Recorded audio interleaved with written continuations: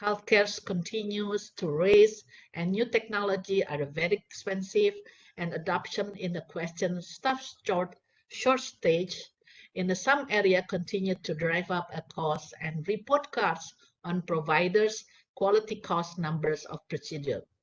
These are problems when bringing together world-class technologies and clinicians to provide care that works with patient schedule, preference, needs, and creating healthcare experience and that simple, more convenient, and more affordable so that patients can focus and really matters getting better and staying healthy to improve efficiency, treatment follow-up, improve patients' life quality.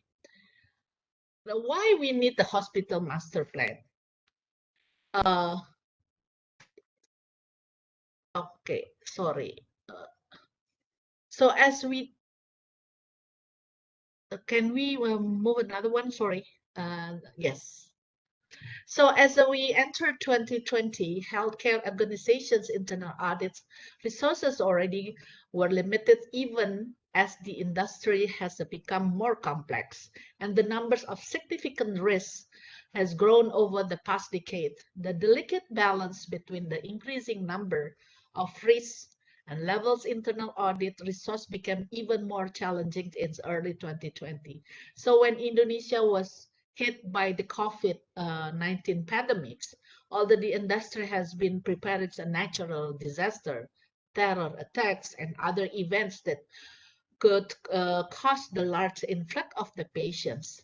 So the COVID pandemic was rapidly caused big shift in the healthcare industry and has resulted in the new and the significant risks of previous had not been considered.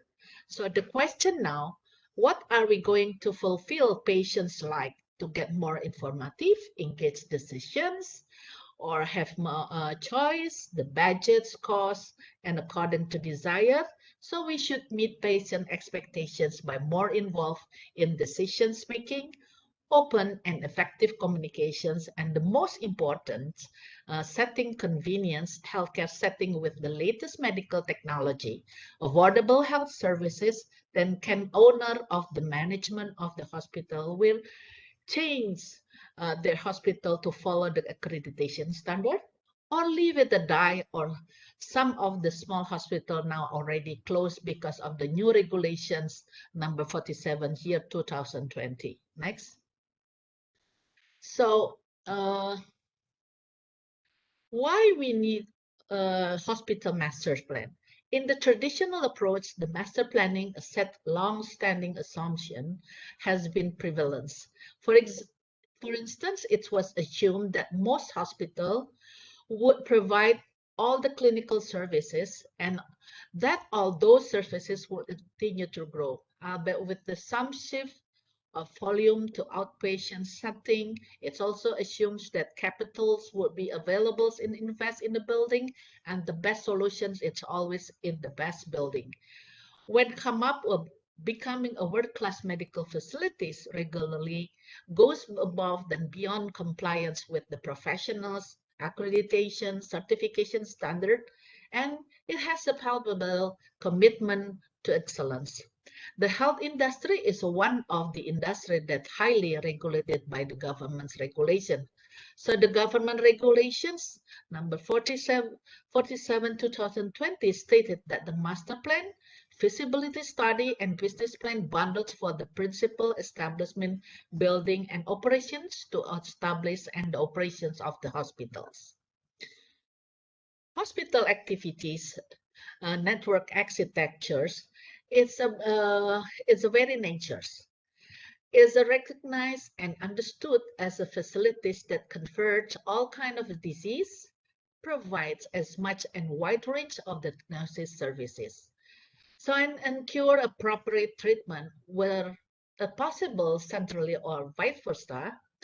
The circumstances are either due to shortage of the staff and equipment or optimizing and the efficiency and the specialist human resources and use expensive equipment in accordance with the economic existence, the community it serves, and the short hospital itself conflicting roles centrally in isolation. So bringing multifaceted supply and disposal of huge quantities layer of building services, the rates of technology and energy consumption contribute and the environmental issue. So the patient safety, it should be next. When we see the pictures on the top, so how the nursing desk unorganized and patient's window looks bad maintenance, but when they started to fulfill requirement of the accreditations, they'll change the interior, become a clean and orderly. Design new healthcare facilities is not easy task, but professionals, architects, and health facilities planner found planning and designing hospital itself uh, uh, a daunting task and need to consider the facilities and green, sustainable, or added criteria to metrics. So, however, with these very perceptions and interpretations of what make the facilities green and sustainable, the simple requirement of passive design architects are trained and contact of the site seems no longer adequate. Is that true? So let's see the next slide, please. Okay, look at another slide down, the blue toilet, how the space and how they put wash machine with the colors, tiles. Well, that layout is not meet the criteria because sometimes a patient really cannot sit, especially if with this big person like myself. I cannot sit on that because it's close to the wall. So then when they are starting to having these accreditations, look at the white one. The shower also wash hand, totally different setup. As an interior, this is one already complies to accreditations, the room standard from the hospital guideline. So when we renovate to the white toilet and meet the regulation very difficult because the hospitals already changed DED and away from the master plan. In this case, we realize how important we know that master plan meet the regulations. Okay, and then step again. So how many hospital has taken an action to make care delivery for specific patients group? More process oriented, but struggle with the question how to deal with the process orientation at the hospital levels.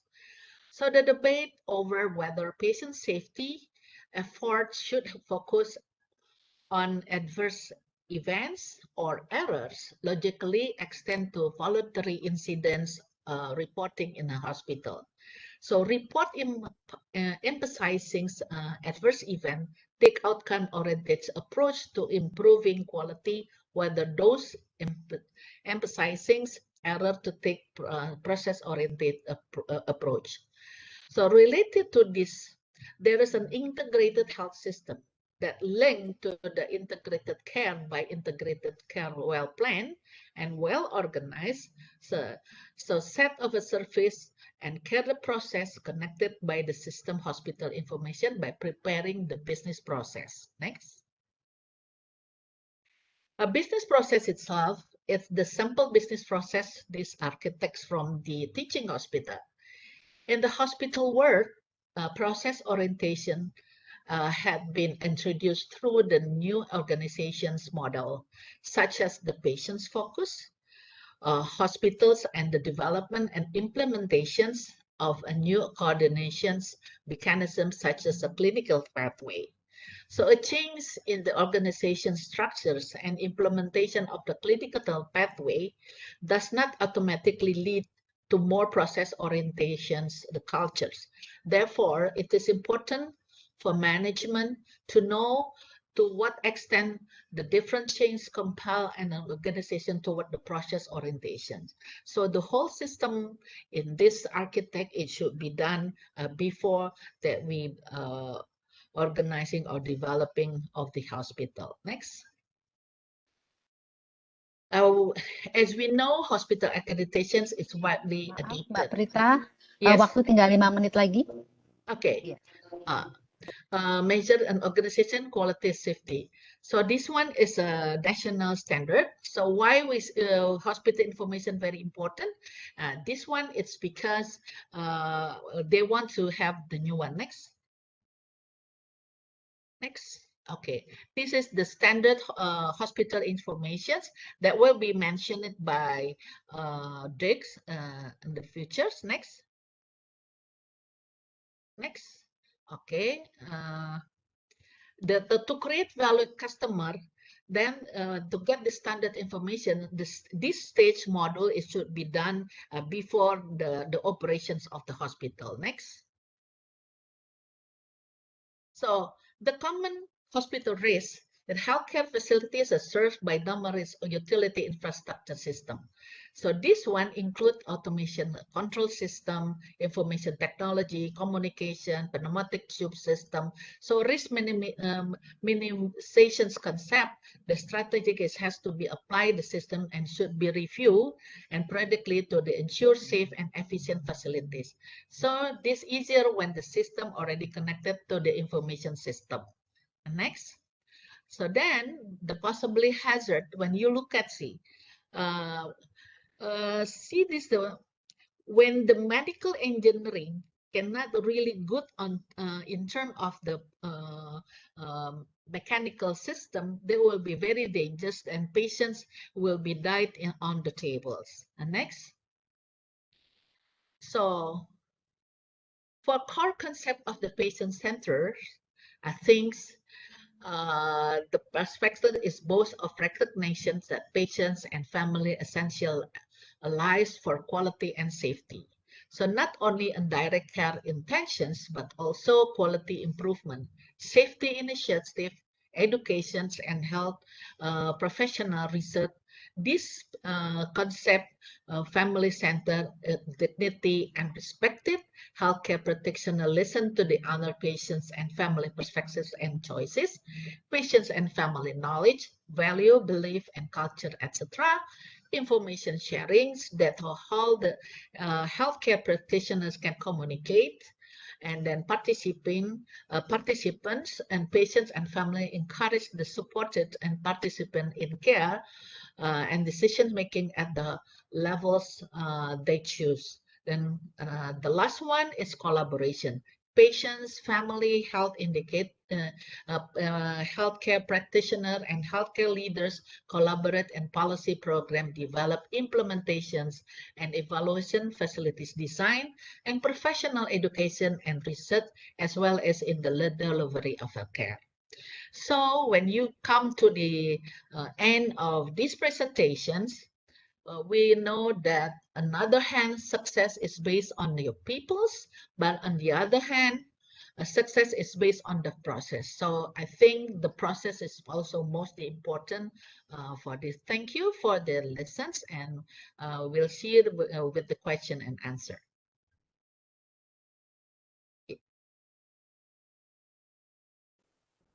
Terima kasih Mbak Prita. Wah, kurang 2 menit.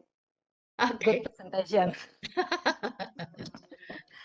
Ya, akhirnya kita bisa dari presentasi Mbak Prita ini kita bisa mengetahui bahwa sistem kesehatan kita ini sampai di mana sih sebenarnya ya kemampuannya gitu loh, bahwa kita juga harus meningkatkan gitu untuk mencapai safety patient hospital. Oke. Ada lagi yang akan disampaikan Mbak Prita? It's okay. Ya, terima kasih. Later on, okay. Ya, terima kasih. Kita akan ke pembicara kedua. Next speaker is Dave.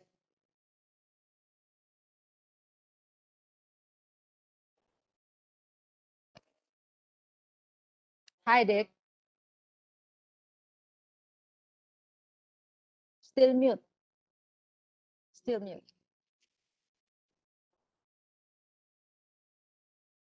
Yep, that should be better. Okay. So, yeah.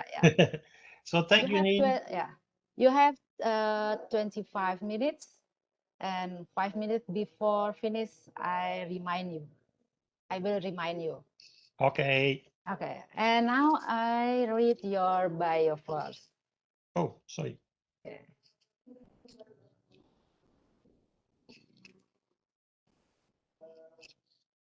Biodata Pak Dip bisa diperlihatkan?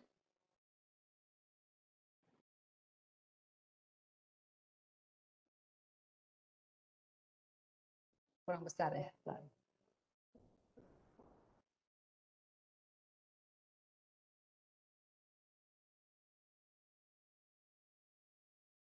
Oke, saya bacakan.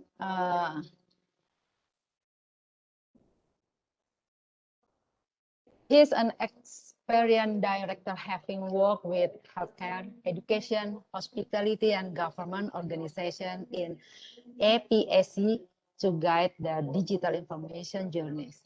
His experience has helped him develop a deep knowledge of integrated solutions, as well as a deep understanding of the region challenges and requirements.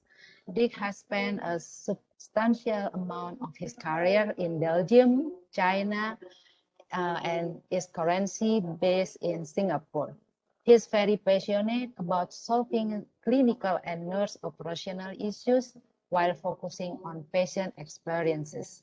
Key project is creator of the Nurse Digital Workplace, consultant for the Nurse Efficiency Project for the Singapore Public Healthcare, consultant for Nurse Juris Solution in Australia.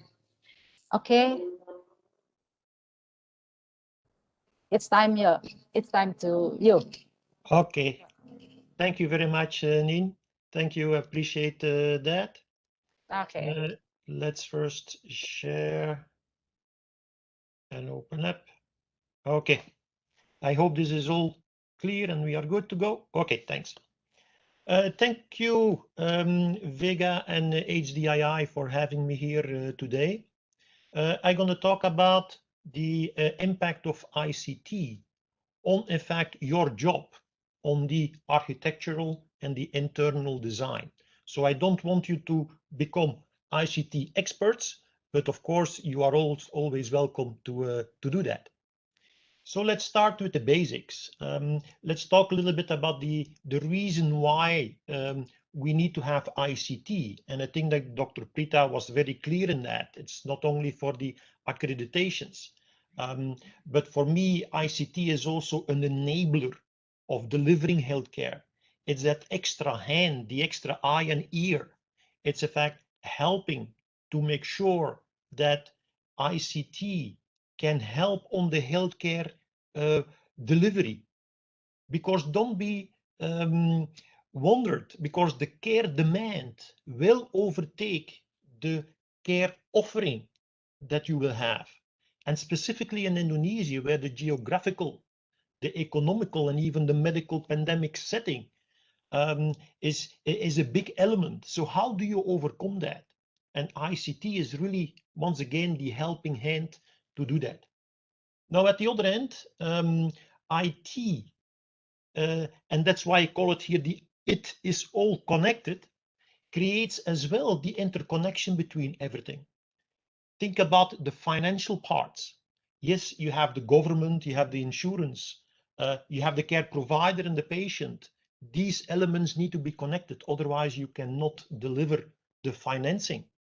At the other end, you have the outcome. You need to link indeed the patient side with the care delivery, with the fact the capabilities of the hospitals. So all the elements, it's never a standalone element. Everything is connected. So that's why the ICT is so important. Now, understanding the base function of ICT is not that complicated. So let me try to explain. You need to have input. And that input can be a sensor, can be people keying something into the electronic medical record, EMR, so electronic medical record. Can be anything, a medical device sending some signals. It doesn't matter who or what, but that is the input. Now, the input is in fact centralized in an data center where you have servers, storage. Now that storage with all the information becomes what we call big data. If you hear left and right, you're going to know the words big data. Now, what is then AI, artificial intelligence? Now, that is nothing else than deep diving into this big data and triggering, getting information who can help somebody else with the output. That can be the doctor who's going to see that, hey, be careful, that type of patient with that history, that kind of medication is better positioned than the other medication. It can be information sent to the government from, hey, you're going to have a pandemic growing here somewhere. Something is strange. There is a connection between hospitals in the different areas. Something is happening. So these are all elements that can help on the ICT. And of course, the whole reason behind is to improve the outcome. And of course, also the efficiency at the end of the day. Now, with that in mind, the input, output, and the server side, what is there for you? What is there for an architectural and an interior design requirement? First of all is, of course, and this is the main part, is the connectivity. Now, the connectivity exists in different proportions. First, you have a cabling necessary. RG45 is one of the main elements that you use next to the fiber. That requires tubes in the wall, support under the ceilings, that support a lot of structure to deliver that cabling. And we need a lot of them. You're going to see that in a minute. Each device that you connect needs also somehow power. And yes, there is more and more wireless, and wireless is nothing else than a kind of a signal you don't see. You don't need plugs to connect, but it is everywhere. Everybody uses Wi-Fi or 4G, 5G soon. But there are some elements you need to know there as well. If you look in the interior design, using a lot of glass, a lot of stone walls, metal in the design, you need to be careful because that impacts, in fact, the wireless signaling. So keep that a bit in mind. At the other side, you have the data center, and the data center is nothing else than where you store the information, right? Now, there you need space, maybe a little bit more space than you think. You need cooling because the more servers who are going to create more heat. You need power redundancies, very important. You need some safety as well. The access need to be secured. What if there's a fire? You're going to have gas to consume the fire. So you need to be careful there. And you need to have, in fact, a raised floor so that you have more cables and wind and cooling that can pass through. So these are the main elements. And I'm going to deep dive a little bit more in a minute on these elements that are important for you. Now, there is one element who is important as well, and that is the learning from others. Maybe Indonesia is not that, how should I say, or you don't see yourself as that high level developed in smart hospitals. But please don't let people fool you. Every country who has maybe started earlier in that adoption of ICT went through a lot of ups and downs, and they have still a lot of issues. And here are three of the issues that I just wanted to mention. Yes, the electronic medical record is fantastic, but how does a clinician, a doctor, a nurse can use it? How? If we see that the impact is like 20 to 40% of the time is spent on that, then there is a problem. We need to be smarter. How do you access that? And that's part of that problem because you need to be behind the PC somewhere. Some people call it a computer on wheels, a cow, but not everybody has one. If you have 20 people who need to work with one PC, you're going to have issues.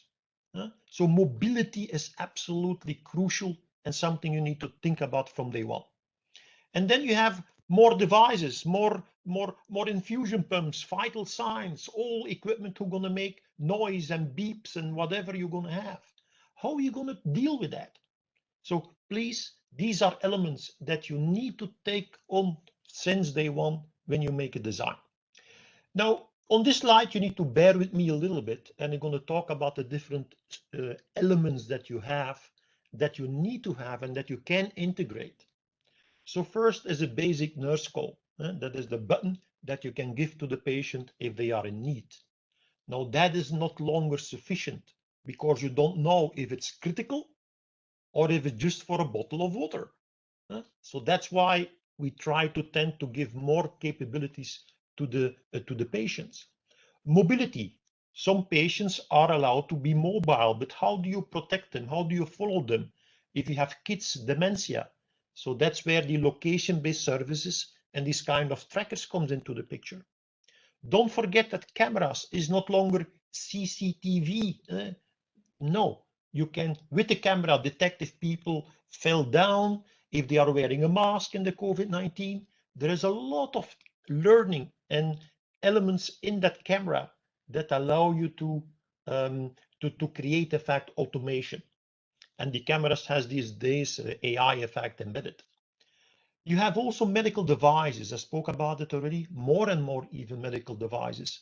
And they have, of course, also then the link to the medical record hospital information system.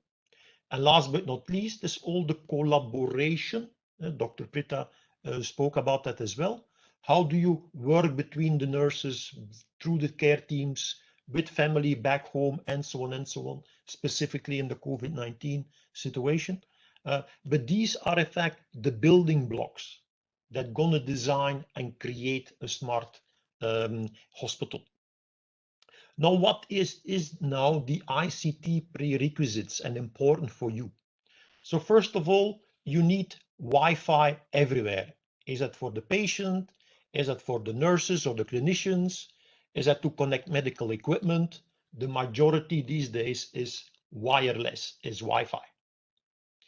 Keep in mind that you need density. You need to have also LAN ports in each patient room to connect physical devices as well. And there is a minimum length of the maximum length effect, who is 100 meter, but for the cable himself is 90 plus some patching 100, between the device and the central switching. So keep that in mind. So per floor, you need to have some distribution. For Wi-Fi, you need to have 4 to 6 of these connections per 1,000 square meter. And they are fitted with LAN ports only, and the LAN ports have power over Ethernet. So there you do not need a specific power connector. So important to know. You need to build a LAN backbone with fiber ports and floor distribution spaces. And the data center, I come back to that in a minute as well.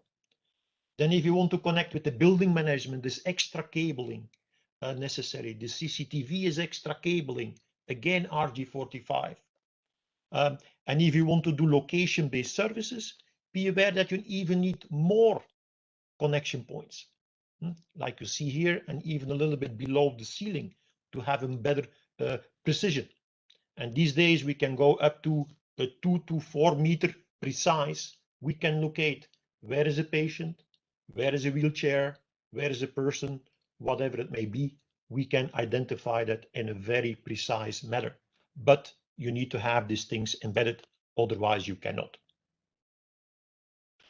And of course, don't forget the power outlets, and not only power outlets classicals, but also with uninterrupted power supplies, the UPS, very, very, very critical, specifically when implementing medical devices.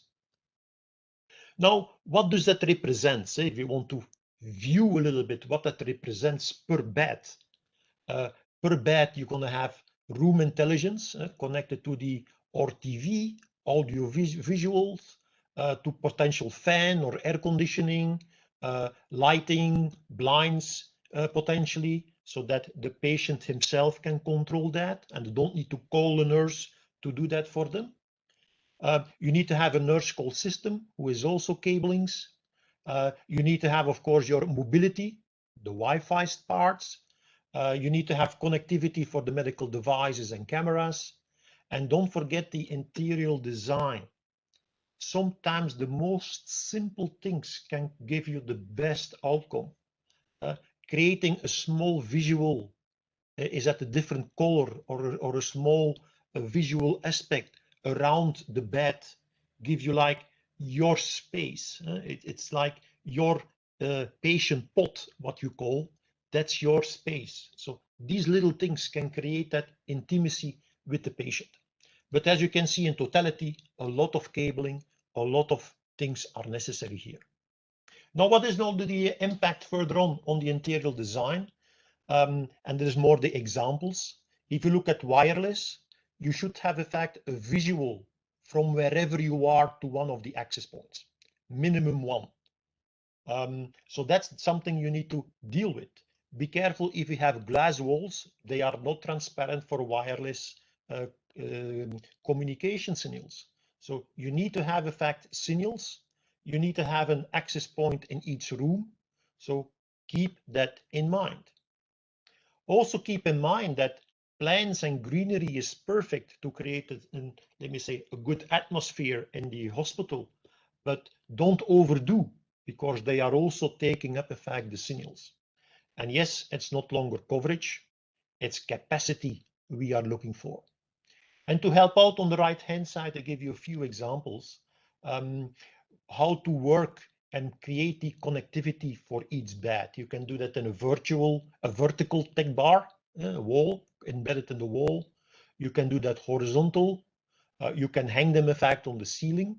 There are different ways in doing that. And keep an eye as well, you see here the red ones. They are in fact the uninterrupted power supply connectors, where you know that there will not be a power drop on these plugs. So very, very important, specifically for the medical equipment. Now coming back on the data center and the wiring closets, please try to make it spacious, try to make it clean, make sure that everybody implement it in a clean way. Yes, you have a raised floor and telecommunication room and cooling system and backup power systems and so on and so on. Please keep that in mind. Everything runs these days on these servers. Make sure they are run uninterruptedly. So keep that please in mind. And sometimes don't forget parking lots. If you want to measure or track where are my wheelchairs who are always lost, having the way to find out if they are in the parking lot means you need to have some connectivity in the parking lots as well. So don't forget that part. Location-based services. The next speaker, Heather, will come back to that also a little bit. But if you want to do that completely electronically, so by using smartphones, that's a possibility. But to do that, you need to have as well the connectivity. Like I showed you earlier, you need to have a lot of gateways to effect of beacons to get the signals to guide you and to help you electronically from where to where you need to go. On the asset tracking point, so here you can see you can put the small little things 3 centimeter on 3 centimeter square on machines, so you can find them very easily. If they need repair, you just press the button on the tag and the engineering team will be informed. You can track a patient, then the patient can press the button as well if they are in need. Dementia kits, definitely very important to have. So these are the things you can do with the location-based services. Coming back to what Dr. Prita was talking about, the accreditation. There are also the certification internationally. GCI is one of them. If you go through that in detail, ICT is a must. Otherwise, you can never do the reporting and capturing what is necessary. Very important. And on the right-hand side is the MRAM from the HIMSS, is in fact, how can you implement step by step a fully digitalized hospital. Now, once again, keep in mind, I've tried to explain here a little bit. If you walk through that, it's a step-by-step approach. Now, what is important for an architect, what is important for an interior designer is that, yeah, you can say, I'm going to design everything for a stage 0 and 1. But that physical building gonna stay there for more than a few years. You guys need to think 10 years, 15 years ahead of time. So you need to think with everything as a stage 7 in mind. Because implementing something afterwards is gonna cost you 4 times, 5 times more than it cost initially. Keep that please in mind. To end up a little bit, I wanted to share as well a couple of examples. It's very important if you look to designs that it is incorporated with the external, be in line with that, in harmony. And of course, they're going to create the piece as well. You doesn't need to make it always super fancy. That's not necessary either, but it need to be, of course, in line with the requirements. If you look here, and that was mainly the reason why I put in these slides here, this is a brand new hospital in Belgium, where I'm coming from. And you see, it's not fancy. It's much more minimalistic, but very functional. And making sure that all the basis elements are there. So the price is not super high. So it's efficient, it's minimalistic, but extremely efficient. So these are elements and the reason why I wanted to show you this. A few other ones, but these are more the private healthcare. There's a polyclinic in Hanoi, where you see, in fact, that the class is even much more things inside, much more fancy, if you may call it that way. But of course, that is the taste that is depending on the money you would like to spend on this type of hospitals. Now, coming back, in fact, to the takeaway, and these are absolutely fundamental. For me, an architect defines really the base of a smart hospital. If you are not taking into account the ICT prerequisites that I was talking about, having sufficient cabling, space for the cabling, power connections, on the ceilings, in the walls, wherever it may be, if you do not have that foreseen from day one, you're gonna have created a very nice building. I'm sure about that. But it will be hard. They will have a hard time to create a smart hospital out of that. And I'm quite sure you don't want to have that. The same for the interior designers. That one really completes the whole story for the smart hospital. With ICT, we can reduce noise by automating things, by sending things to smartphones instead of having the big beep, beep, beep alerts everywhere. So we can help, but the interior design will really create that human healing, the way so that the patient can be relaxed, feel himself, I will not say at home, but at least as much as possible, so that you create that healing experience. Very, very, very, very important. Okay. And then the last part, and then look to myself. Of course, ICT, I see that really as the engine for the smart hospital. And please reach out to ICT healthcare consultants to make sure that you have everything that's necessary to make it work. Now, with that in mind, I would like to thank you for your participations. If you have questions, please raise them during for the Q&A. And with that, I would like to hand it back to Nien. Thank you very much. Thank you, Dick. Interesting presentation. Actually, you have 5 minutes, 4 minutes for presentation. Yes. Yeah. That's what I wanted to do, catch up a little bit in time. If you want to explain something else, it's okay. You have 5 minutes. No, it was really what I was talking about. It's the architects and the interior designers. I know you are not ICT specialists. That's clear, right? But you are really at the source. Can you imagine if you do not have a cable, if you do not have the space for cables, is it in the ceiling, in the walls, wherever is necessary? What will happen in 1-2 years if you want to implement that? It becomes absolutely almost impossible. If you look at the processes to open a ceiling in a hospital, to add a cable, it is unbelievable. First, everybody need to be out of that ward, maybe out of the complete floor. Then you need to do the job. Then it need to be completely cleaned from A to Z again before you can put in a first patient. You do not do that. So that's why it is so important to take these things in mind, even when the management where you discuss with who want to create a new hospital, for example, is not so fancy about IT. Please take the IT in mind and even maybe put a little bit more space than they so-called should need, just to make sure that you are ready for the future and to be prepared for creating that smart hospital. I think that's sufficient, and I'll give it back to you, Nin, so that everybody can save a little bit of time as we are running a little bit. Yeah. Interesting.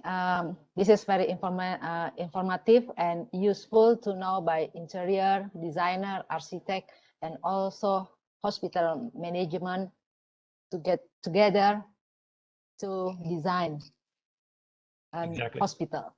Exactly. Right? Exactly. Okay. Thank you, Dick. You're welcome.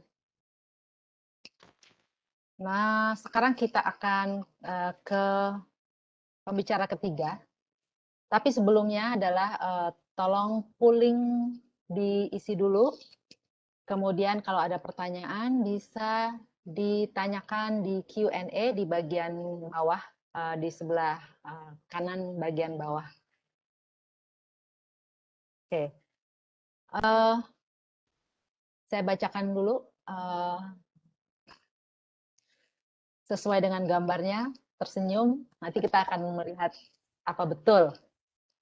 Hitler, big smile.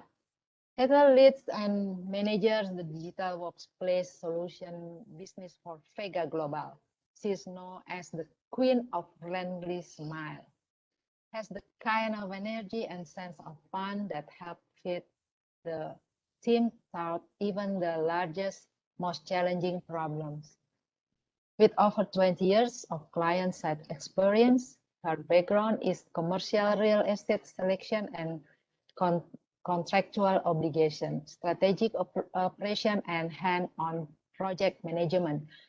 Gives her the leverage to take on the challenge of delivering innovative digital workplace solution. Key project is Zurich Epic optimization programs, WPP compute strategy, HBC occupancy and utilization studies, as well as managing their move, ads and change program across their large-scale portfolio in Hong Kong. Okay, Hitler, how are you? Thank you, Bunin. Let me share my screen. Yes, please. Do you have 25 minutes? And 5 minutes before, I will remind you. Thank you so much. Yeah. Let me find my screen. You can see? Yes. Okay. Please. Thank you so much, Bunin, and thank you so much to everyone who participating today's session. I'm extremely honored to be amongst two very seasoned panelists. Today, I wanted to talk about some of the solutions given the challenging environment of a hospital. I would like to just give you some ideas to think about perhaps what are some of the solutions that is readily available today in the market. But I thought before I do that, I wanted to just talk about what are some of the key elements of creating a patient and healthcare staff ecosystem.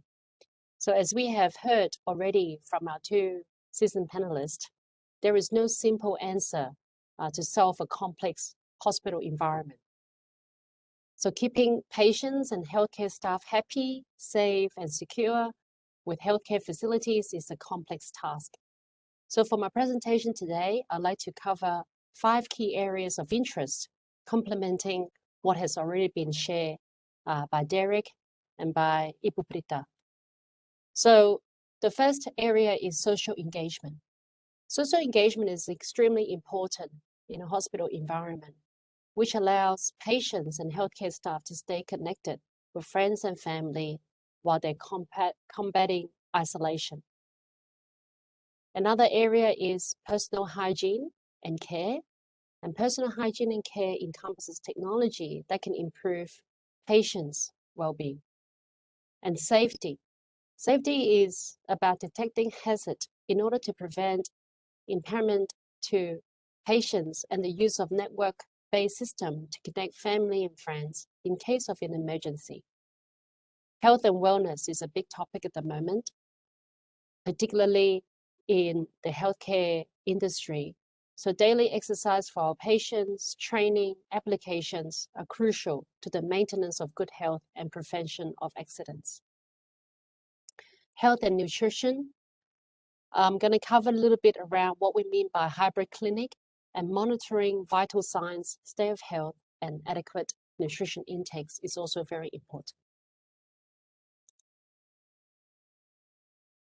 So as Derek had mentioned already in his presentation, there are many different applications and tools that is available to support the wayfinding within a hospital environment. So the concept of supplying a digital wayfinding may seem simple at first, but the challenge was to provide a solution to meet the complex nature of a hospital environment can be somewhat difficult.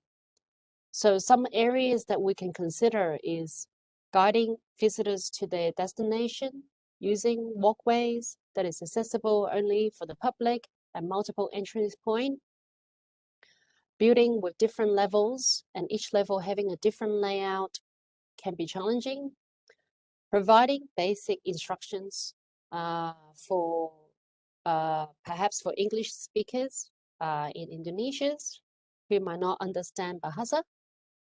And so therefore, to create a system such as this digital wayfinding hardware and software will require a lot of consultation and upfront interview requirement gathering with our hospital staff to design a wayfinding solution that is suitable and fit for purpose for each environment, hospital environment.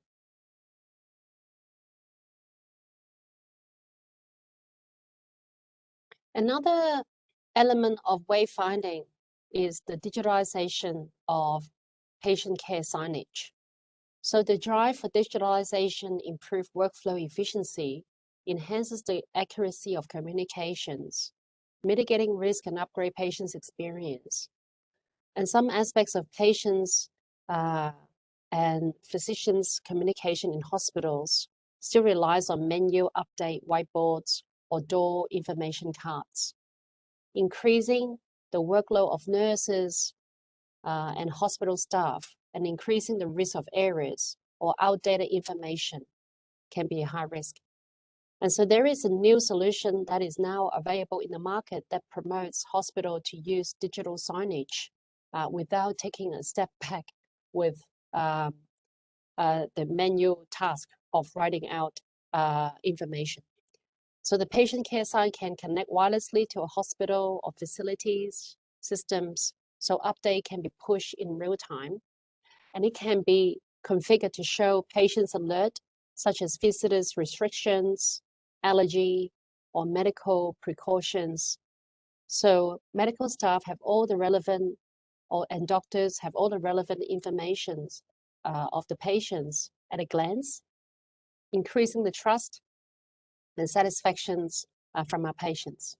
There's also the nurse call button to respond. Timestamp can be integrated into the device for workflow data analysis too. And this device here is easy to install It can be hung on the wall with a 3M tape. It's battery operated, and also is environmental friendly because it uses an ink display.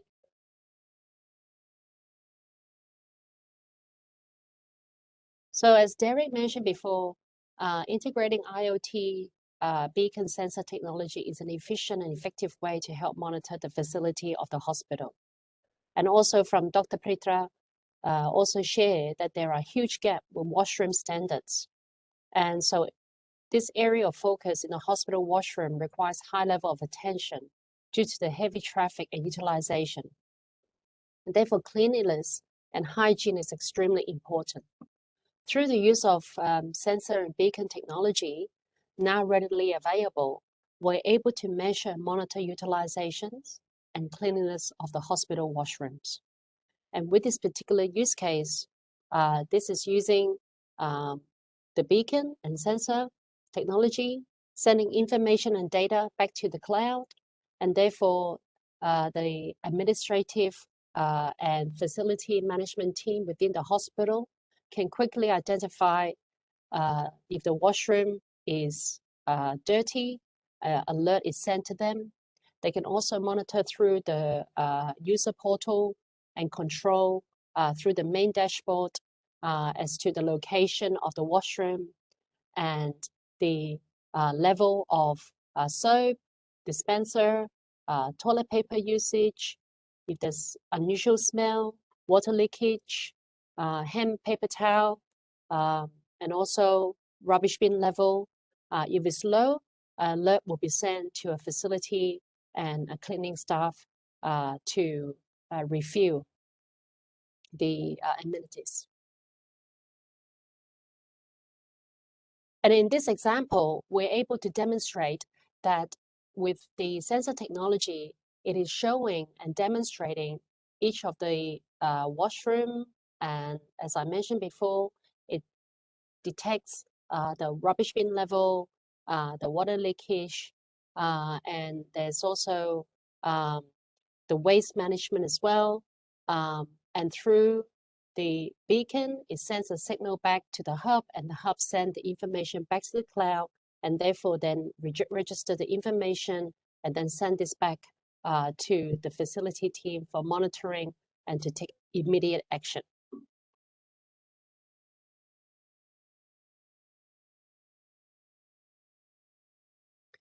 So machine learning is on the rise amongst the most wanted technology now and into the next 3 to 5 years. And Derek mentioned before, the AI is on the rise. And so the AI algorithm is able to interpret and learn different human behavior. And with that, the wearables of patients sometimes to detect when they're in danger and health scare. But what about the common area where visitors and healthcare workers don't have this wearable to detect the when they are in danger or when they have fallen? And so the use case solutions here, using the AI surveillance system, is able to recognize potential danger and unusual behavior. And it also enhances the facilities to then look at if in the event where there may be armed robbery or other unusual, like I said, behavior, it automatically sends an alert to the building security team to come to the rescue. And the benefit of this AI surveillance is through the machine learning algorithm is constantly learning the different behavior that is being detected. And so with over time, this is able to then register certain unusual behavior and then register in the portal to then able to recognize and then produce the report of different mechanics that is behind it.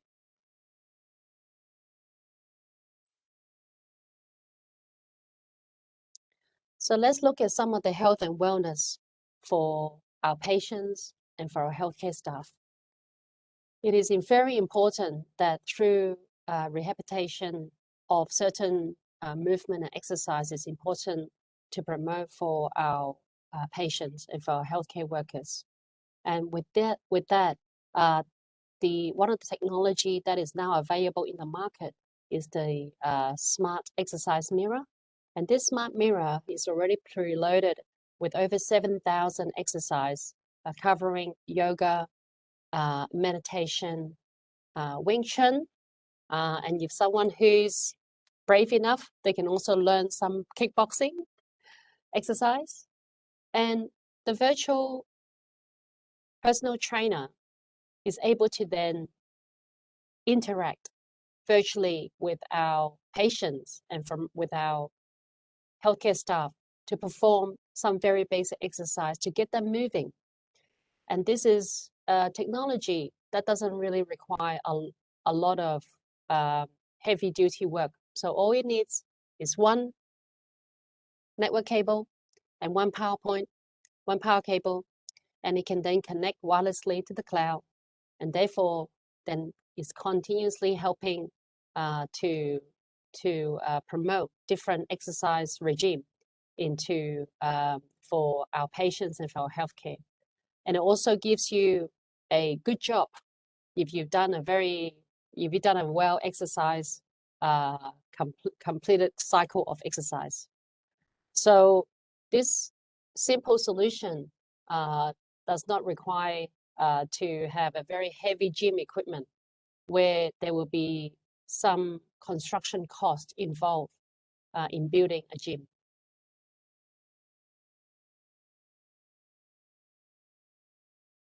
Another aspect of to digitalize our hospital and solution is to create what we call a LED stick on glass video wall. This visual effect is to create a different nature, promoting different nature into the hospital.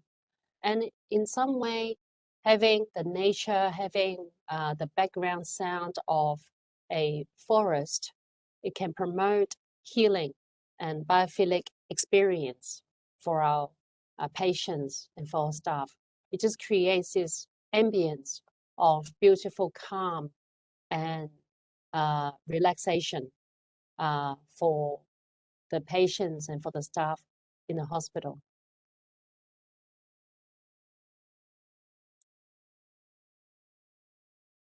So what is the future of healthcare?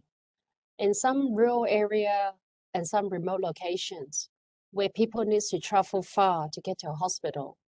And so in order to keep maintaining and registering and monitoring a person's health, a simple healthcare monitoring smart mirror, a desktop mirror can be implemented in some of the rural and remote clinic to help promote and monitor the patient's condition. So for example, measuring their temperature, their blood pressure, their pulse, their oxygen saturation, blood glucose, and things like that. And so this information will be then sent back directly to the hospital for the doctor to review. And so in the event where doctors see that there is unusual height of, for example, the blood pressure, the patients will be alert immediately. So this just helps to continuously monitoring the patients where they don't have access directly into the hospital.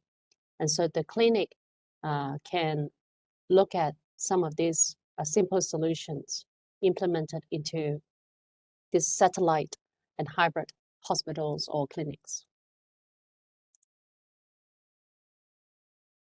I just thought to share with you some of the real case experience that we have completed recently with Vega.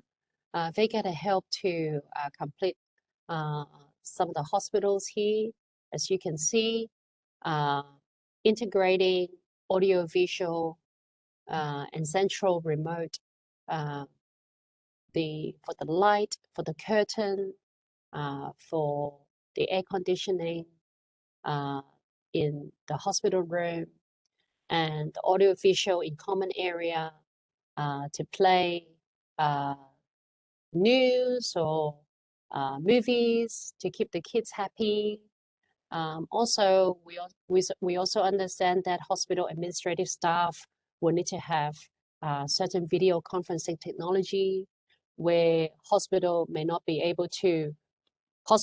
doctors may not be able to cross different sites. So therefore, the video conferencing facility is now extremely important to collaborate across different hospital administrative staff and our patients and our healthcare workers. So we are able to support a lot of the audiovisual and display technology. And what we also see that some of the hospital is now investing a lot into training for the healthcare staff. And I see that training is an extremely important element for the healthcare workers. Bringing training facilities to the hospital, to a location, this is to ignite the healthcare workers again to their engagement. They're already under a lot of pressure and stressful job. And the training facilities to help break that cycle for them, to then help them to always stay up to date with their continuous learning. And this particular, there's actually 2 different hospitals that we had helped to implement the training facilities. One hospital is to support their auditorium, where they're used for training and lecturing, and also town hall meetings. And then another one is a smaller scale of it, but the solution is very similar. So I know I might have some time left, but that is the end of my presentation. Thank you so much again for listening and for the opportunity to share some of the solutions here. Thank you, Boo. Yeah, thank you, Heather. Actually, you have a time 7 minutes. Still have time. Do you something do you want to explain? I think I'm okay. I have shared all what I needed to share. Unless there's some questions, maybe from the audience or. Oh, okay. Okay, maybe we can go to the next or result of the polling. And after that, and we answer the Q&A. Okay. Okay, thank you. Mas Peter, bisa dilihat hasil polling? Oke, Bu, sebentar, Bu. Ya.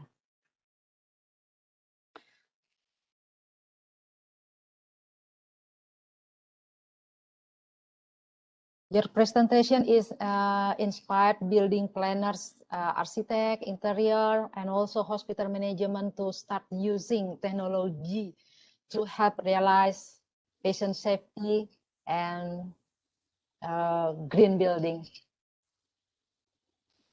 Hopefully, we start to think about that. Okay. We have 3 questions. It's about it's just only interior designer is most, and 1 architect, and others 4 people. The question is, do you know about the safety patient hospital? And almost said no. And okay.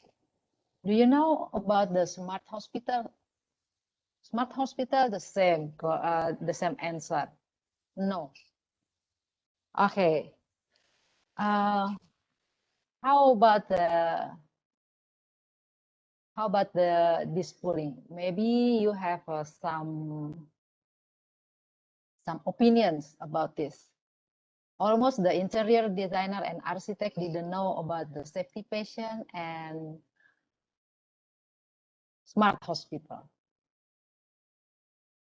What should we do?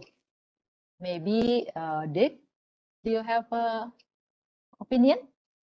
No, I think the result of the poll is not so surprising, to be honest.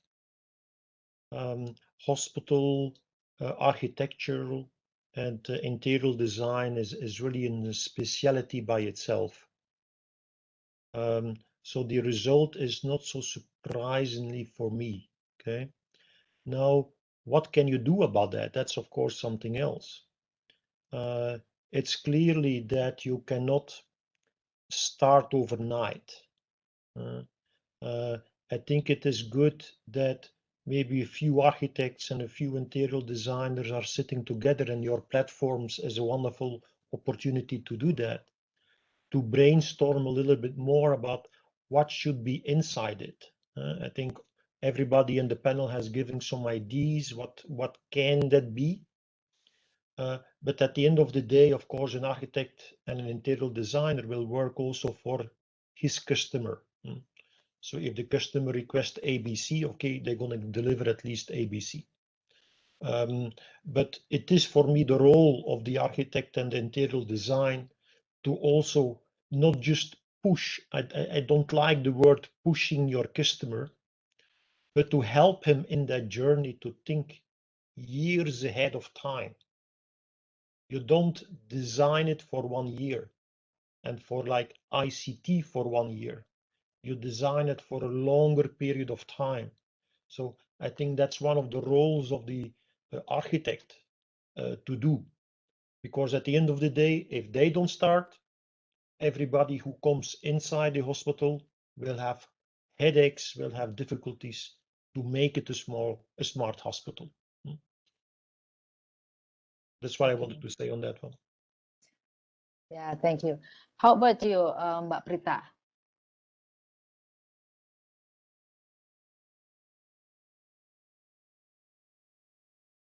You are muted, Prita. Still mute. I think we have to start from the education itself. The collaborations is the most important, because and then there is an what you call it, an advocacy to each of the hospital or healthcare people, the architect, and all, they have to make it some kind of collaboration. So then it can be easier. So they will that will be make it faster.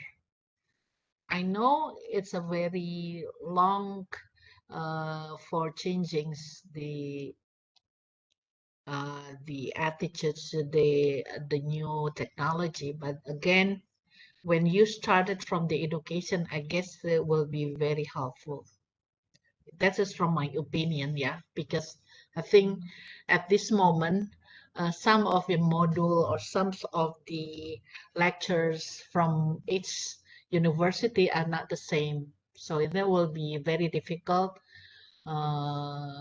if they're having a real in the job training. It's very difficult to work together. Okay. And how about you, Heather? Do you have an opinion? I agree with Bu Prita, because I think the collaboration of the healthcare workers and I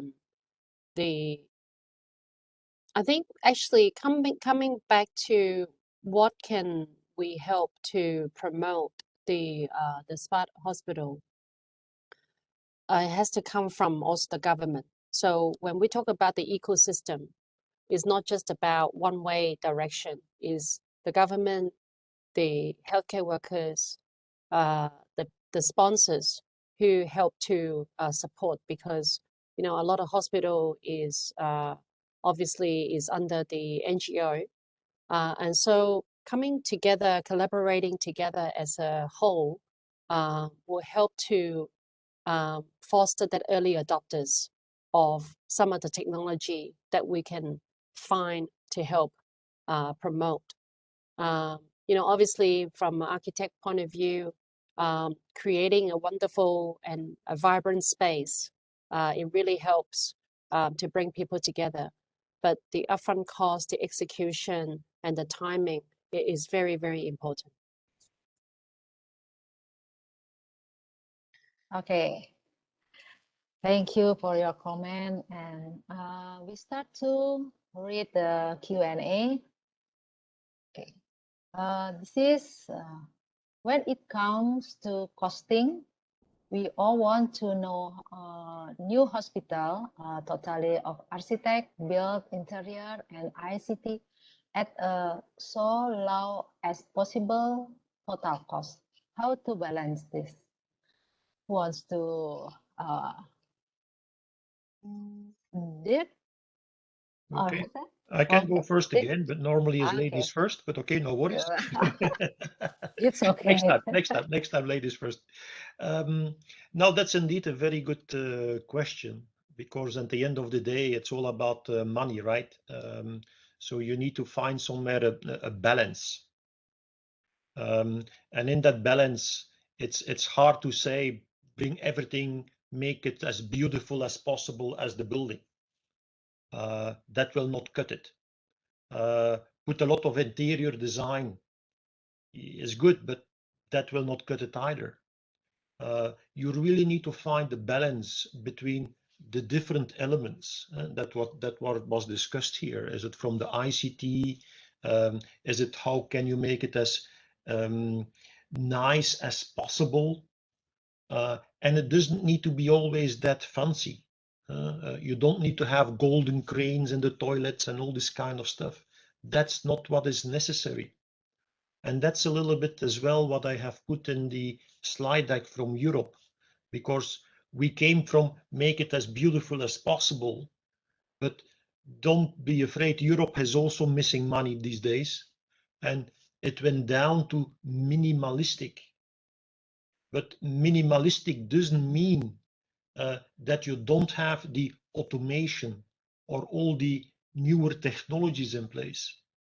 It's just making it spacious, lovely, but very functional.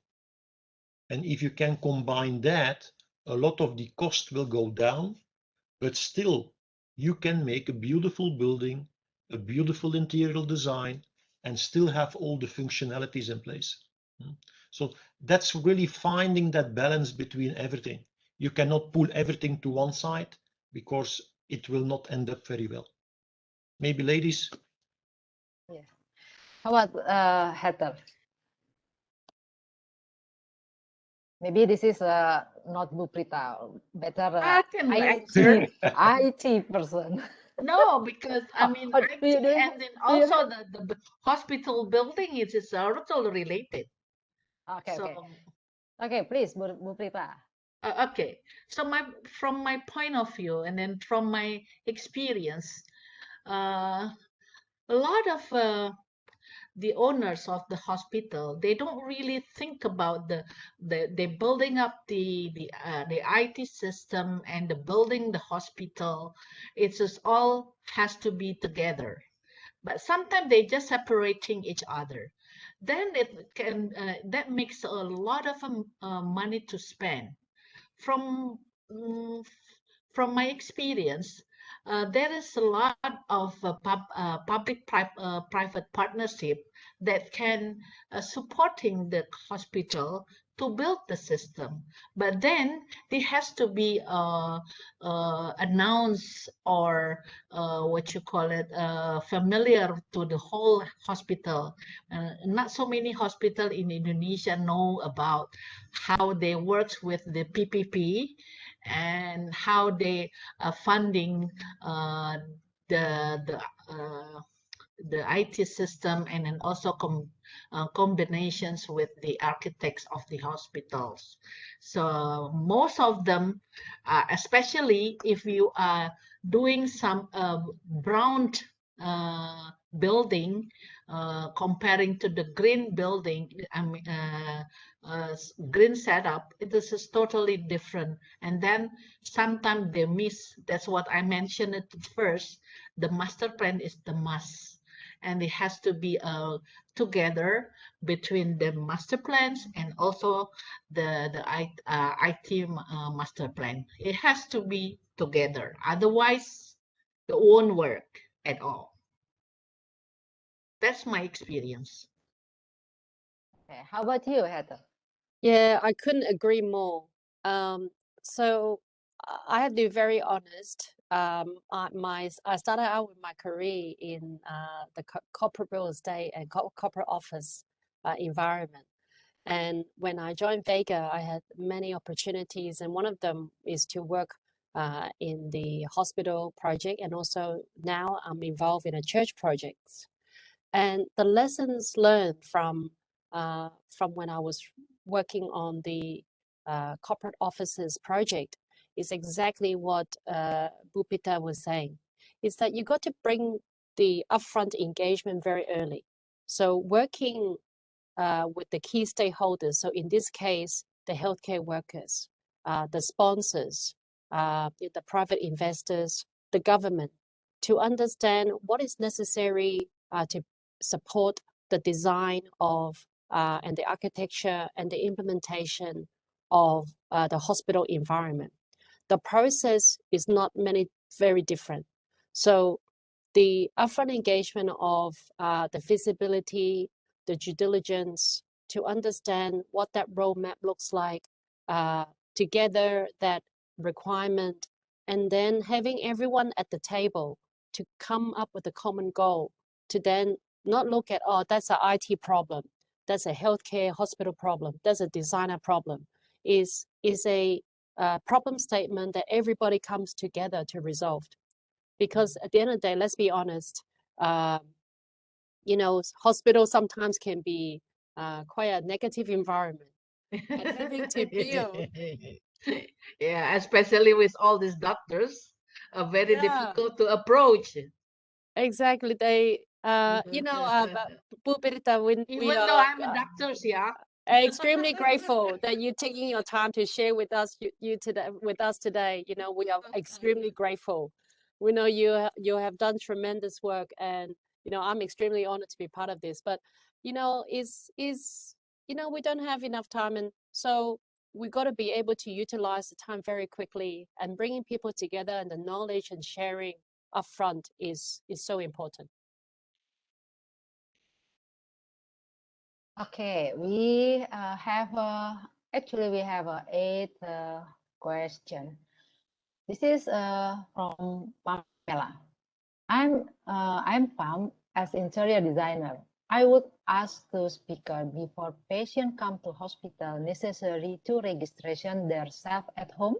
For the big data system box, where should they put it? Last for the doctor for checking every patient in the future. They won't come to only seeing with heart record sent to their smartphone. You asking me to answer? Or yeah. Okay. From my point of view. Oh, okay. Everybody Okay. panelists can answer. Okay. Ladies first. Ladies first. You, Heather? You can start. I can start. So if I understand the question correctly, it's about patient information being sent. I think that one is a patient's appointment. Appointment, So yeah. I think that's related to the waiting times and related to how they engage to the doctors. And I think from my experience, Heather, sorry, so then I'm It's okay. No, please.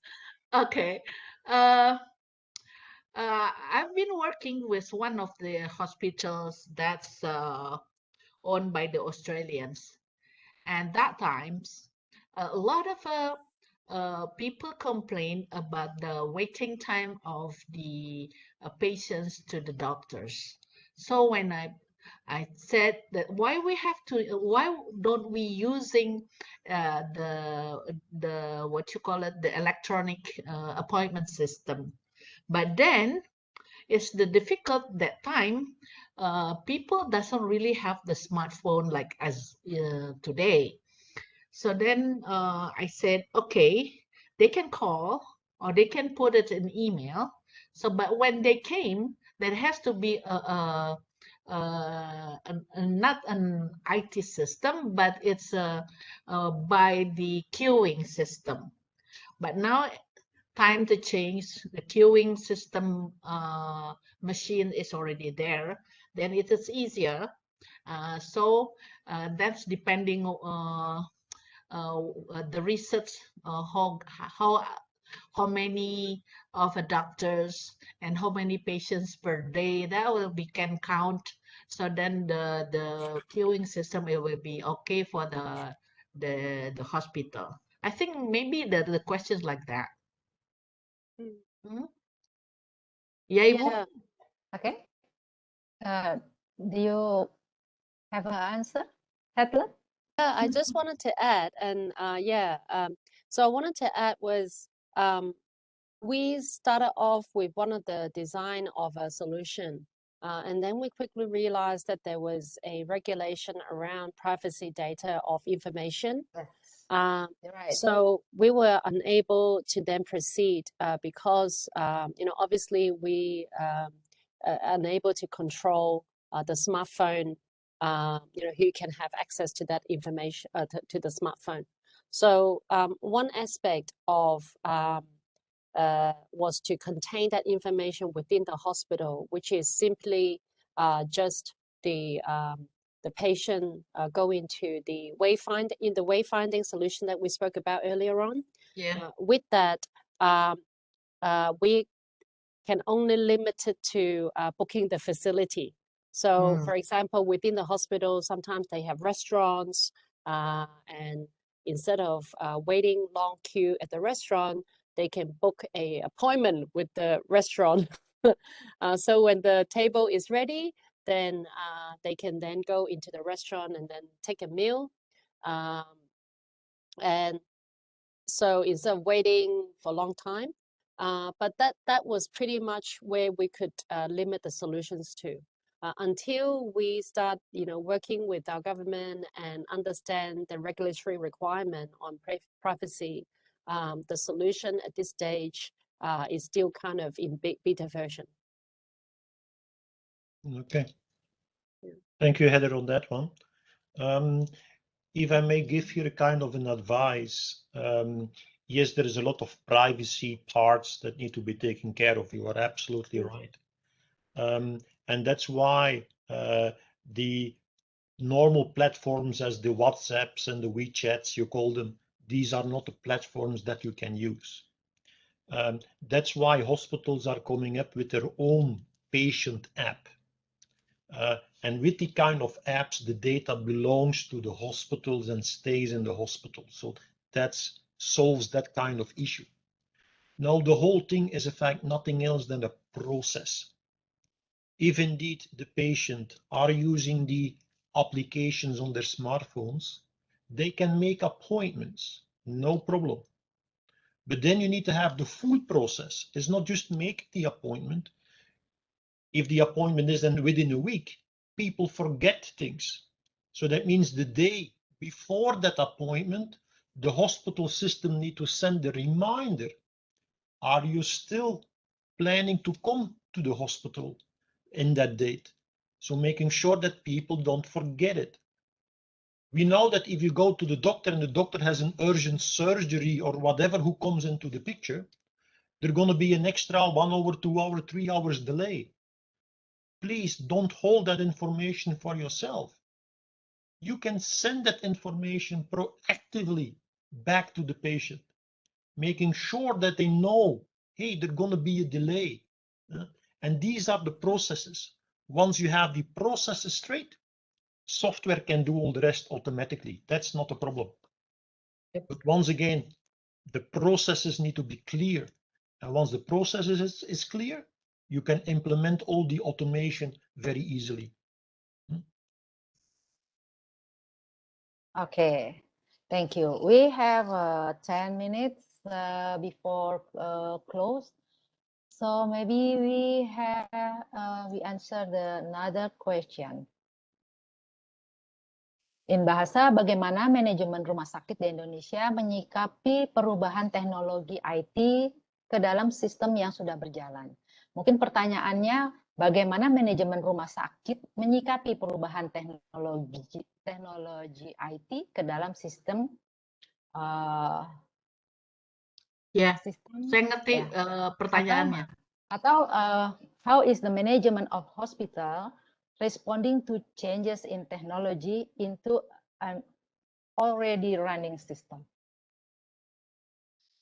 Mau bahasa Indonesia aja? Boleh. Bahasa Inggris? Oke.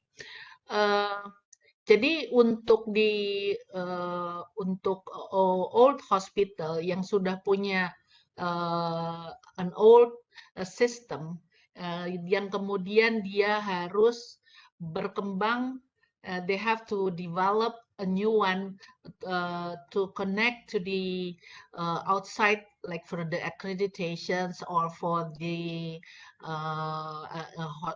what you call it, the Minister of Health. Then if the system of the hospital is not matched, then they have to upgrade or they have to change. Nah, sistem yang inilah yang menyebabkan terkadang the most important, there will be cost of money. And then it's depend on the stakeholder whether they wanted to buy the whole new system with the new module, or they just change a little bit by themselves, but then integrate it to the Minister of Health or to the accreditation itself. So that kind of thing, it can be done with the consultant or from the Minister of Health. They can help the management of the hospital to improve their new technology. At this moment, I guess we haven't entering to the 4G, right, Dick? Even to the 5G.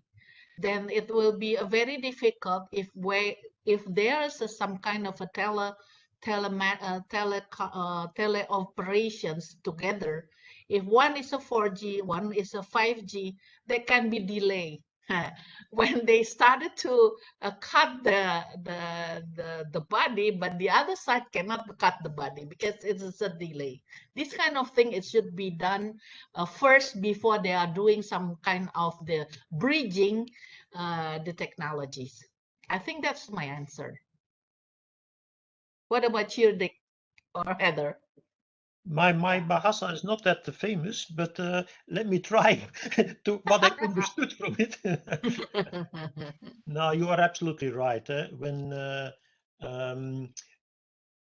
hospital system and the multiple systems that you have in a hospital, it's very hard to replace that, very hard.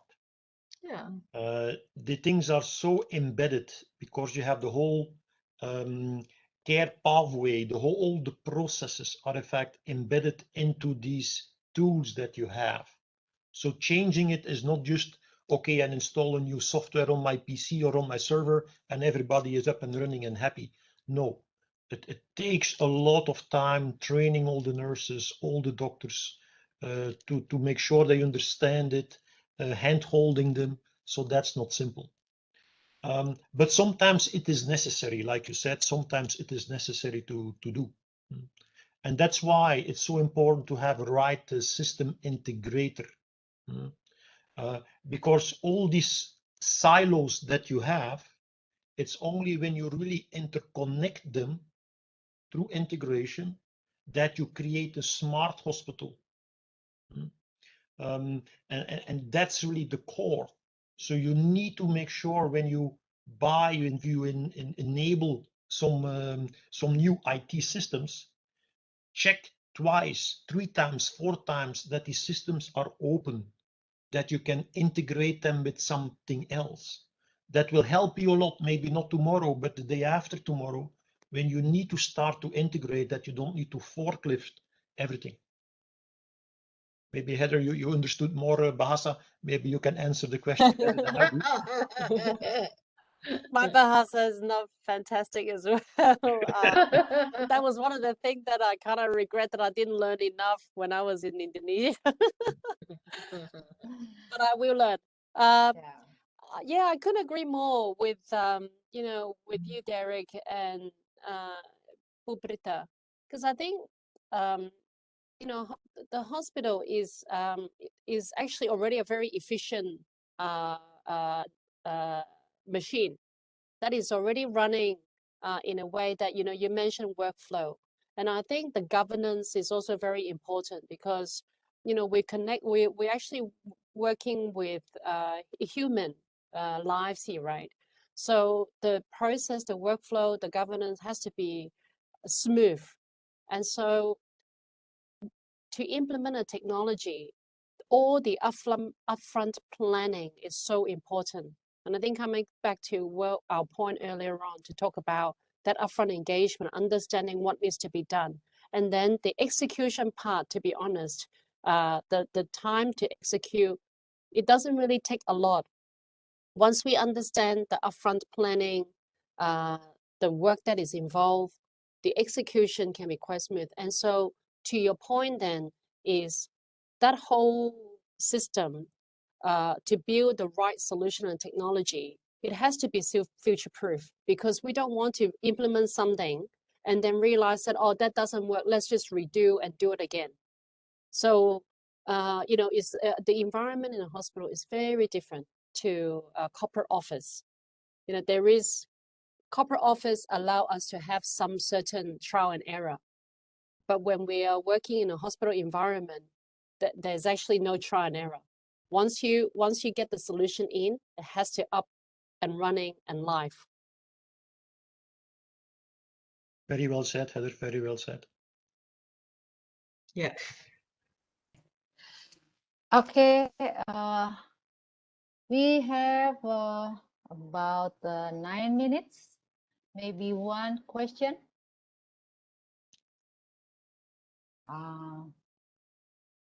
Bagaimana langkah efektif kita sebagai interior designer supaya dapat menyesuaikan teknologi di bidang healthcare yang memang tidak umum di pasaran dan memerlukan desain khusus? Maybe I can translate. What should an interior design do in order to adapt technology in the healthcare sector? It's not common in the market and requires a special design.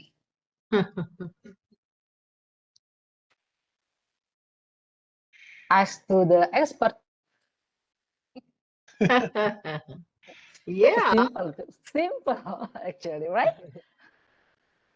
Nah, that's if I may here as a first trial, and please, ladies, come in if you want. ICT becomes really a kind of a base technology. I would really encourage people from interior design to follow at least a kind of a base training around ICT. I'm quite sure that the young generation interior designers coming out of schools have that kind of knowledge already. But if you don't have that, I would really encourage when you start to design that you involve, you can call it consultants, or at least talk to some SI, some people who are willing to help you out a bit, to give you at least a couple of hours, some base training, some base understanding of the concept, what is necessary, so that you have that kind of knowledge when you start to work with it. Heather has shown you a lot of different tools, small little things that you can use left or right. Coming to people like Heather, to myself, there are more than sufficient people like that in the market. Ask for a helping hand. We are always ready to help out as well. And that will give you at least a kind of a starting point. Maybe Heather, you want to ask, put something more on top?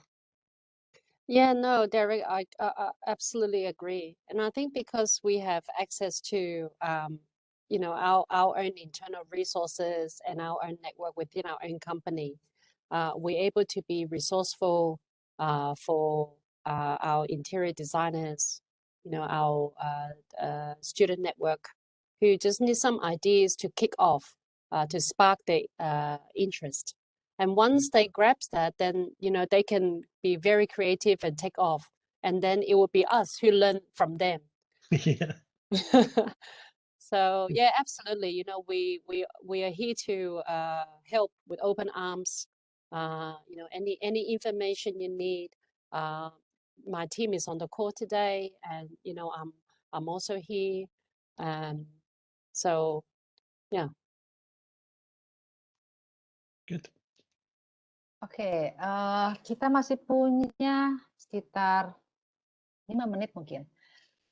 One question from Bintang. Pertanyaannya adalah dalam bahasa adalah, bila ditelaah secara general teknologi di rumah sakit, apakah masih perlu area atau furniture yang besar untuk menyimpan berkas dan dokumen? Karena semua sudah terintegrasi secara computerized, baik medical record pasien hingga ke sistem administrasi rumah sakit. Apalagi sekarang sudah ada basis cloud, sehingga apakah masih memerlukan area khusus ruang server?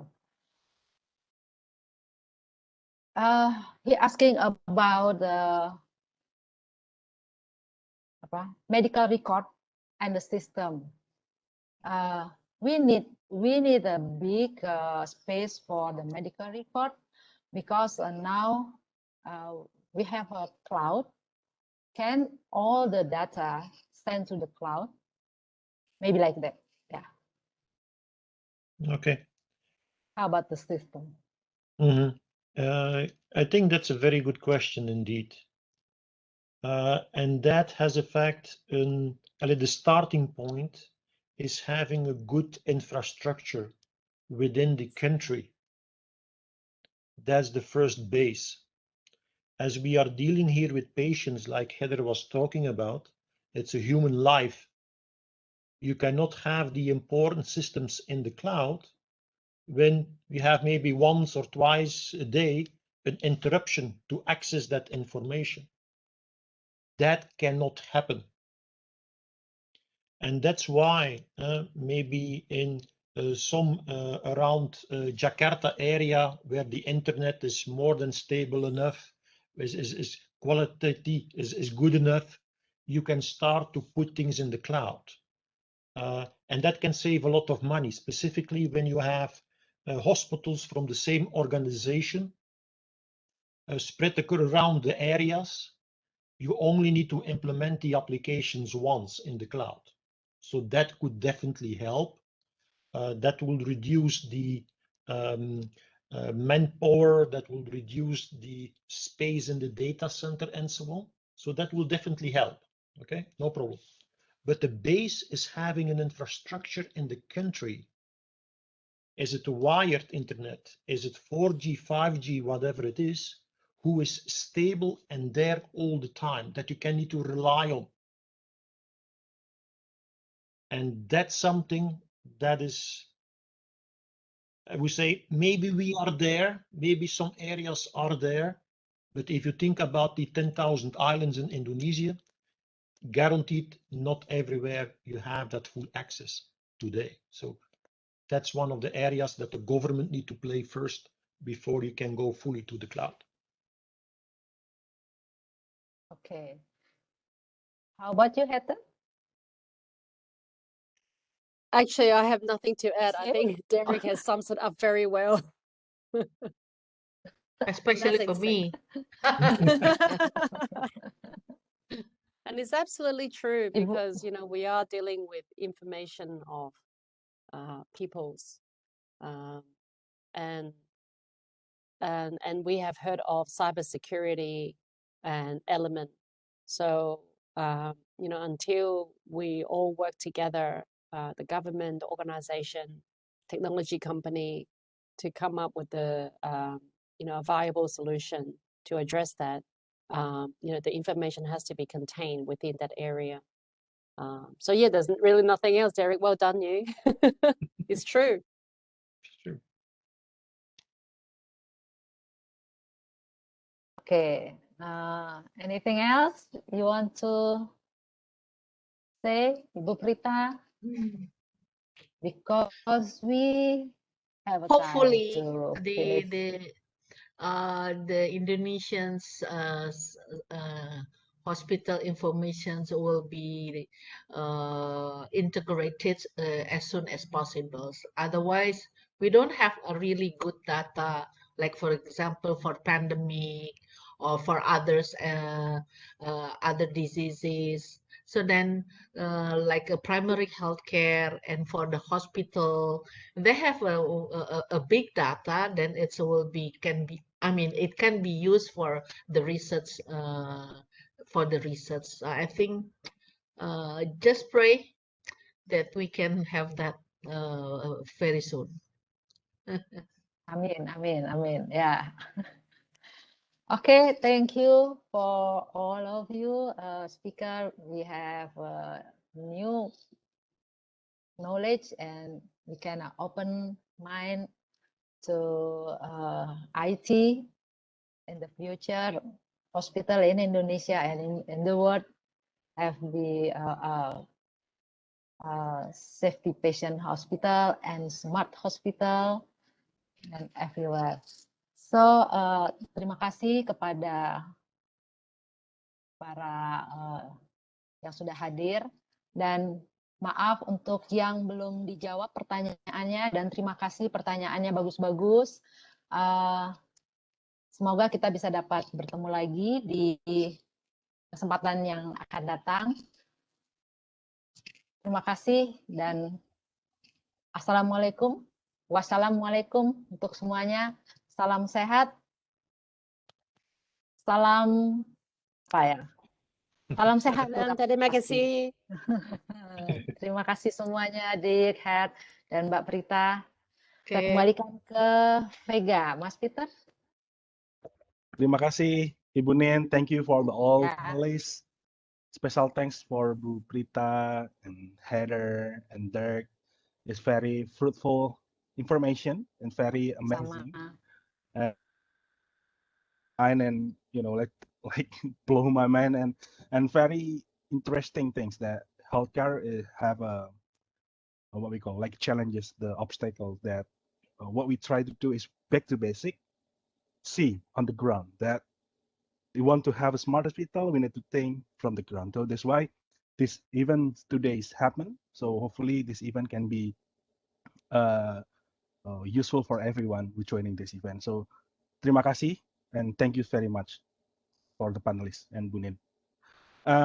And for the participants, saya sangat berterima kasih sudah mau join dan saya juga ingin diberikan feedback. Silakan akses di feedback forms ini, bisa scan QR code-nya. Kita juga udah put link-nya di chat. Jadi teman-teman tinggal klik link-nya, nanti akan didirect. Di situ kita butuh masukan untuk perbaikan apa yang sudah kita laksanakan ini untuk bisa kita perbaiki ke depannya, dan Vega HDII untuk kita bisa memberikan event-event yang menarik lagi ke depannya. Oke, sebelum selesai, acaranya sudah selesai, terima kasih banyak. Sebelum ini selesai, saya akan putar sebuah video selebrasi. Jadi Vega Indonesia and Vega Global, we celebrate our 35th anniversary, and then I would like to share you guys about the video, and hopefully you enjoy the video, and thank you so much for joining, and see you another time. Bye-bye. See you, Heather. See you, Dick. See you. Bye, everybody. Bye. Terima kasih. Ya, kembali. Terima kasih semua. Thank you. Thank you.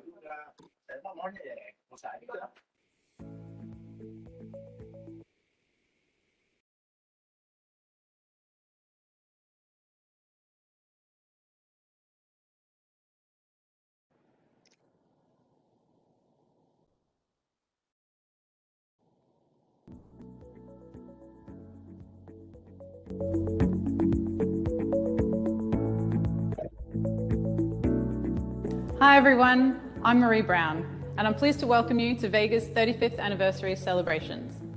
While there are restrictions in place impacting travel and group gatherings, we're pleased to know that through the use of technology, we're able to bring everyone together.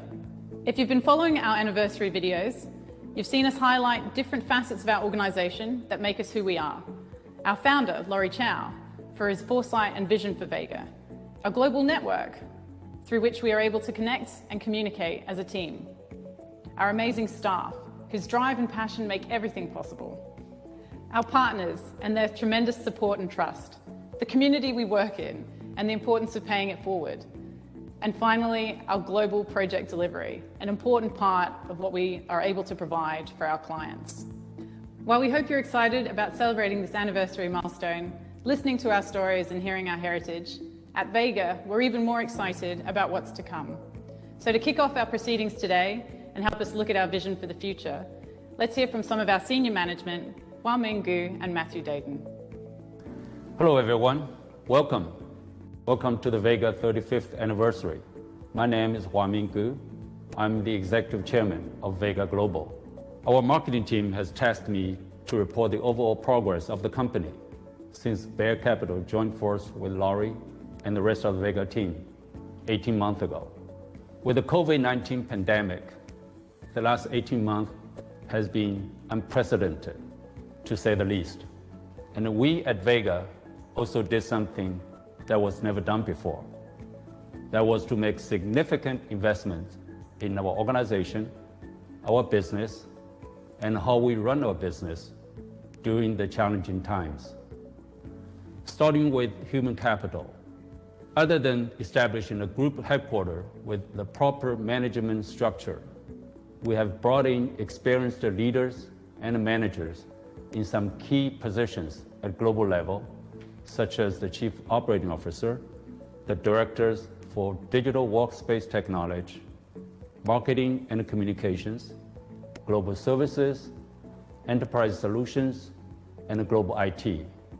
At branch level, we have also added and upgraded various leadership positions in regions such as Singapore, China, and Taiwan. One of the early initiatives since the Bear investment was to implement a global ERP system across all business units so we can have better data and information, more robust reports and analysis, which in turn will help us to be more efficient and more scalable. We continue to evaluate ways and tools to improve our efficiency and to serve our clients better. We also invested heavily in our business during the last 18 months to stay in front of the technology curve. Recently, we announced the acquisitions of Codan. Codan is a leading technology integrator in Australia and New Zealand that will help us to penetrate deeper in those two markets. We are also expanding our existing service offerings to include digital workspace technology and IT and security with recent joins of industry veterans in Heather Lee and Robert Mays. With those strategic investments we have made and the commitment from each one of our Vega associates, we are very excited about the bright future of Vega. We'll continue to invest to grow and to take advantage of the global digital transformation in workplace. We look forward to continuing our relationship with our partners in providing the most innovative solutions and the best-in-class services to our clients. And again, thank you all very much for joining us to celebrate this wonderful milestone. Thank you. Well, thank you, Hua-Ming, for introducing us today to help us celebrate our 35th anniversary. And thank you all for joining us to enjoy these celebrations. I hope you've had a chance to look at some of the videos that the team have been releasing over the last few weeks. These videos should have given you some insights into some of the things that Vega has achieved over all of these years. But Vega is made up of many business units, and some of those business units are also celebrating some key milestones. We have Indonesia celebrating its 15th year, we have Japan and Taiwan celebrating their 10th year, we have Macau celebrating its 15th year, and next year, China will be celebrating its 15th year, India and Malaysia will be celebrating their 10th year. Those are some serious miles in a diverse and ever-changing technology industry. I also want to thank our staff and the passion and enthusiasm that they bring to the projects that we deliver for our clients. Without the staff, we wouldn't have a business. But what does the future hold for Vega? These are some interesting questions. We've expanded our service offerings with the digital workplace solutions, the IT and security solutions. We've improved our service delivery with the addition of Kendrick. We're improving our marketing and communications with the addition of Marie, who you met earlier. And we're expanding our geographical footprint with the addition of Codem covering the Australia, New Zealand and Pacific Islands. We've added an office in Dubai covering the Middle East and Africa. We are continuing our expansion and we are really excited about a bright future ahead. But now we're going to cut to a short video highlighting some of our activities celebrating our 35th anniversary. I hope you enjoy it and I'll see you on the other side.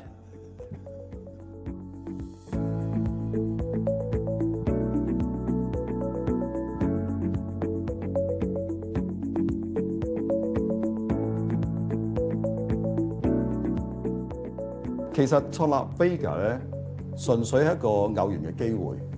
一開始嘅時候咧，係同幾個朋友咧一齊夾份嘅。到公司稍為有成績嘅時候咧，意見開始分歧啦，目標又唔相同啦，所以咧我就毅然離開，跟住咧就開始自己嘅事業。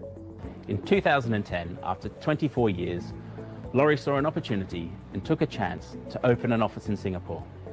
Then in Japan the following year. From there, Vega embarked on rapid growth across Asia Pacific and acquired regionally that drove further strategic expansion across key Asia Pacific cities. 感覺最多嘅就係同事之間啦，同事之間嗰個默契啦，同埋個關係啦，結婚生仔啊，跟住退休啦有啲，跟住有啲係過身啦，咁呢方面感覺係多啲嘅。My most memorable experience is when I got the chance to join the country manager's annual meeting in Cebu, Philippines. Also, when I got promoted to HR and admin manager, being able to have that opportunity to grow is one thing I'm very grateful for. I love working here. I love who I work with. I love what I do. I love helping our clients. And Vega has their unique value on the innovations, understanding of the business, understanding of the use case, and this give us a lot of help. So from many cases which you approved, it's a great relationship between the two companies. Vega do it so great and so well, and so we're not continually demanding to correct it, and the outcomes are very, very good. We really felt that we improved so much the relationships in every single country from Vega, with the Vega offices in the last fiscal year. So it's with a lot of confidence that we're also looking forward to the years to come. The project management team closely monitor project completion so we exceed the customer's expectations and build stronger relationships with our customers, large and small. 咁大約喺2010年左右啦，有部分客戶咧就希望我哋喺其他亞洲區嘅其他國家咧，就幫佢哋 deploy project，提供翻同一個服務水準俾佢哋。咁呢個就係我哋擴展成個 regional platform 嘅契機。This structure aims to provide an enhanced experience to our clients with multiple locations in Asia Pacific by enabling local contract and billing service while having a single point of contact through our global account managers. 我謹代表香港基督教服務處衷心咁感謝維佳多年嚟無間斷同埋慷慨嘅付出，讓到我哋唔少嘅服務使用者咧得以受惠。維佳同香港基督教服務處一直以嚟都有一個好緊密嘅伙伴關係，因為我哋咧攜手一齊為服務使用者提供咗好多嘅幫助。我好慶幸有佢哋喺咁多年以嚟咧一直支持我哋，作為我哋一個長期而友好嘅伙伴。帶領維佳由一間香港嘅公司步出世界，我覺得而家先係一個開始。The Vega Group has seen a lot of change, and I'm pleased to announce there are more exciting announcements to come. But while we have everyone here, please raise your glass. Here's to 35 years of providing exceptional digital solutions, and to everyone in the Vega family who made it all possible, our clients, our partners, and of course, our team, to you.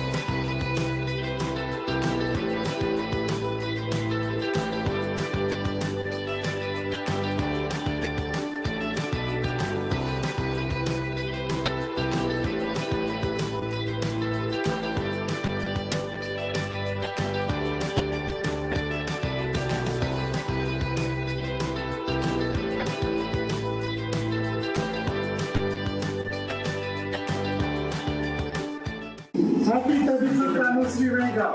Happy 35th anniversary Vega. Happy 35th anniversary Vega. Happy 35th anniversary Vega. Happy 35th anniversary Vega. Happy 35th anniversary Vega. 祝维嘉生日快乐！耶！祝维嘉生日快乐！ Hi, happy anniversary. Happy 35th anniversary. Happy birthday to Vega. Happy anniversary Vega Global. Happy 35th anniversary Vega. Happy 35th anniversary Vega.